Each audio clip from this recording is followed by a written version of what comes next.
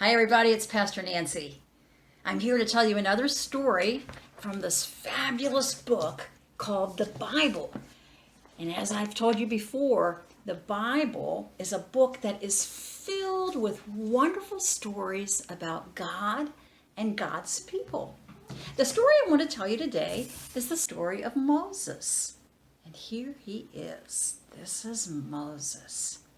Moses was one of God's people, and he lived in a place called Egypt. And when God's people lived in Egypt, things weren't going so well for them because of this guy. His name was Pharaoh. And Pharaoh was like the king of all of Egypt. And he didn't like God's people, so he made them servants, and they had to do everything that he told them to do. And he was really mean to them. He didn't take good care of them, and they had to work all the time. And the people couldn't stand it. So God told Moses to take care of his people. And Moses went to Pharaoh, and Moses said, "Pharaoh, my people need to leave this place. You aren't being very nice, so I want you to let these people go." And Pharaoh said, "There is no way I'm letting these people go. Forget it." So Moses said, "If you don't let these people go, you're going to be sorry." And Pharaoh said, "No way." So Moses went and he took his staff. You see his staff? It's the stick that he's holding right here. And he went to the river and he touched his staff in the water, and all the water in the river turned into blood. In fact, all the water everywhere in Egypt turned into blood, so that people had nothing to drink and they were thirsty, and all the fish died. It was a terrible thing. And Moses went to Pharaoh and he said, "Now will you let my people go?" And Pharaoh said, "No way." Ugh. So then God decided to send some frogs, and there were frogs all over everywhere. There were so many frogs you couldn't even move. There were frogs covering the ground and frogs covering the people, and it was just disgusting. And Moses went to Pharaoh and he said, "Now will you let my people go?" And Pharaoh said, "No way." Oh, Moses was starting to get really mad. So the next thing that happened was God sent terrible skin boils all over the people. Boils are like terrible things that happen to your skin, and they make them gross and bleeding and runny, and it was just awful. Ugh. And all the people were in pain. They're like, "Oh, we hate these boils. Can anybody do anything about these boils?" And Moses went to Pharaoh, and Moses said, "Okay, now will you let God's people go?" And then Pharaoh said, "No way." Oh my goodness. So then next, God sent terrible locusts. You know what locusts are? This is a bush that has locusts on it. Locusts are giant bugs. You're going to see a lot of them this summer, because this summer is going to be a summer for locusts. But there were so many locusts, more locusts than we ever see. Locusts just covered the ground, and locusts ate all the food. And there were so many locusts, they came through their houses. It was terrible. And the people were like, "Oh, we hate these locusts. Please do something about these locusts." And Moses went to Pharaoh and he said, "Now will you let God's people go?" And Pharaoh said, "No way." Oh my goodness.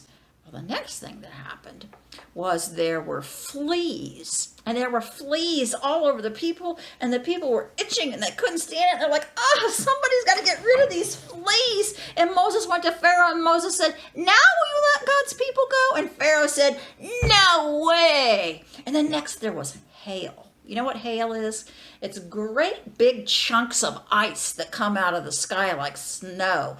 And it's like having a bunch of rocks thrown down on you. It was so hard. And it hailed all over everything, and it was destroying their houses and their property, and it was hurting them. And people were like, "Oh, somebody's got to make this hail stop." And Moses went to Pharaoh and he said, "Now will you let God's people go?" And Pharaoh said, "No way."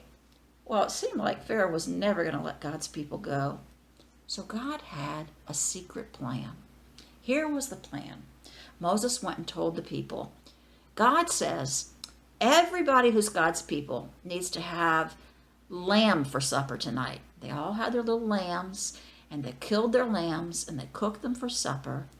And then they said, you need to take the blood from the lamb and put it on your doorpost. Just put a little mark on your doorpost so that everybody knows that God's people live in this house. And then God sent the angel of death to visit every home, and God killed the firstborn in every household, even the cattle.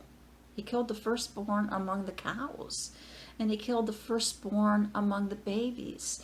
And the people were crying. They were so upset. The angel of death even came to Pharaoh's household. But to all those people who had the lamb's blood on their doors, the angel of death just passed right over them, and he went to the other houses. All those people were safe because they were God's people. So then Moses goes to Pharaoh, and he says to Pharaoh, now will you let God's people go?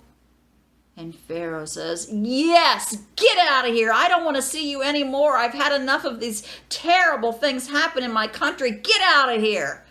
So Moses took God's people, and they all followed him, and they went until they came to a big, big body of water. It was called the Red Sea.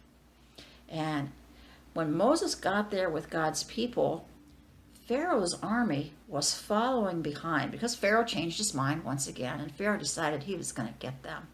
So they came to this body of water, and they looked behind them, and they saw Pharaoh's army coming, and they saw the water in front of them. They didn't know what to do. But Moses raised his staff in the air, and you know what happened to the water in front of them? It just parted down the middle. And all of God's people, led by Moses, made their way through the middle of that water until they got to the other side. And when they got to the other side, Pharaoh's army is right on their heels. They come to the body of water, and they realize, oh, we're going to go right through this just like Moses' people did, and we're going to capture them. So they went through the body of water, and when they got into the water closed right over them, and they all perished in the water. That was the end of them. So then Moses took his people, and he said, come on, we're going to the promised land. God promised them a land, and that's where they were going.